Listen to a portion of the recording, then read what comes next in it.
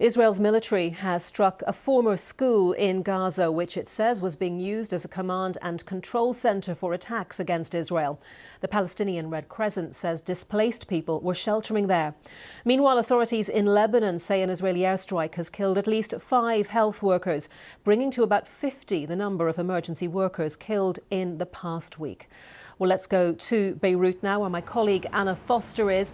Anna, what can you tell us about these latest developments? As you said there, Anita, there are 2 differing interpretations of that strike. The IDF and the Israeli Air Force say that this building was a former school, they say, that had now been turned into a Hamas command and control centre that they targeted in what they called a precise strike. The Hamas-run health ministry, on the other hand, says that that school was now being used to house displaced people. They say that 28 people were killed and more than 54 injured in that strike. So we are seeing, of course, continuing fighting in Gaza, also continuing strikes here in Lebanon as well, in the south of the country this morning. Again, the IDF has warned people there not to return to their homes. There have been more strikes, including a strike which we're told killed 5 health workers here in Lebanon. Now, what I think is really interesting here in Lebanon at the moment is what is happening sort of behind the scenes in terms of trying to find a solution to this problem, and some of it is diplomatic and some of it is political, and we're going to talk through some of that with Maha Yahya, who's the director of the Carnegie Middle East Centre. Maha, thank you very much for joining us. Really grateful for your expertise for a few minutes, because I think there are layers of the sort of political system here in Lebanon which can be very difficult to understand from the outside. We heard the Israeli Prime Minister Benjamin Netanyahu calling on people in Lebanon to sort of push Hezbollah out, to free themselves from Hezbollah. I suppose as a first point, that's easier said than done. And as a second point, some people here were concerned that that was an incitement to civil war. What's your assessment? Good morning, Anna, and thank you for having me. I think it is an incitement to civil war. I mean, basically what the Prime Minister was saying is you have one of 2 options. Either we bludgeon you and turn you into another Gaza, which effectively they are doing, given how broad the strikes are and the levels of destruction that we're seeing across South Lebanon and in the southern suburbs and then the Bekaa. And they've actually already exceeded levels of destruction that we saw in 2006, as well as the death toll and the level of injuries. That's in 2.5 weeks. So on the one hand, he's threatening that he will continue doing what he's doing, which is literally turn parts of Lebanon into another Gaza, and maybe all of Lebanon, we don't know. Or the Lebanese take on an armed group, Hezbollah, and get rid of them in his terms, which is a call for civil strife and civil war. So in both cases, I think there's a total rejection by a majority of the Lebanese of this kind of discourse. I've noticed just in the last couple of days, it seems that some of the political blocs here in Lebanon are restarting attempts to try and agree on a new president, because that's, again, a senior figure in the country which hasn't been here for a while now, and which has an effect on the situation as well.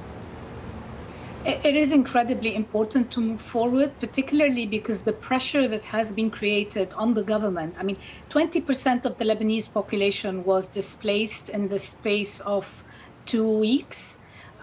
This is a huge toll on any government, let alone a government like the Lebanese one, which was already suffering through an economic collapse, financial collapse, a weakening of state institutions, etc., and political deadlock, as you mentioned. So there is an interest in getting a president in place. But that would be a first step towards within a larger framework that also reopens discussions about what the new political settlement in Lebanon could look like, etc. I think this is kind of the push that we're seeing today.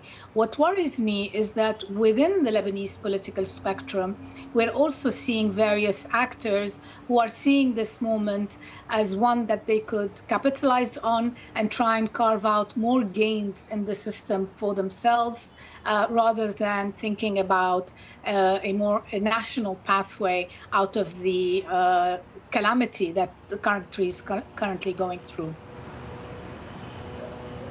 And Maya, just briefly, what options are there for Lebanon at the moment? You know, what can be done to try and find a diplomatic solution to end the Israeli ground invasion here and these ongoing airstrikes that we're seeing? Without the United States, there is no diplomatic end to this. The United States has to put its foot down and say to the Israelis, if you continue bombing, we're going to stop weapons transfer. I mean, without a ceasefire, you cannot begin thinking about a diplomatic option. And from what we're hearing from the U.S. administration, they're saying that they're fully behind Israel's operation at this moment. They see it as an opportunity to get rid of Hezbollah, but also to undermine Iran and its strategic arms across the region. Let's not forget that Hezbollah is primarily meant to protect Iran if Iran gets attacked. We also need to wait now and see how the Israelis are going to respond to Iran's ballistic missile attack of last week, and then what the Iranian response will look like. So where the whole region is on a precipice, and Lebanon is one part of it, but one that is really getting the brunt of the fighting at this moment. In addition to Gaza, of course. Yeah, thank you for joining us. Really appreciate it.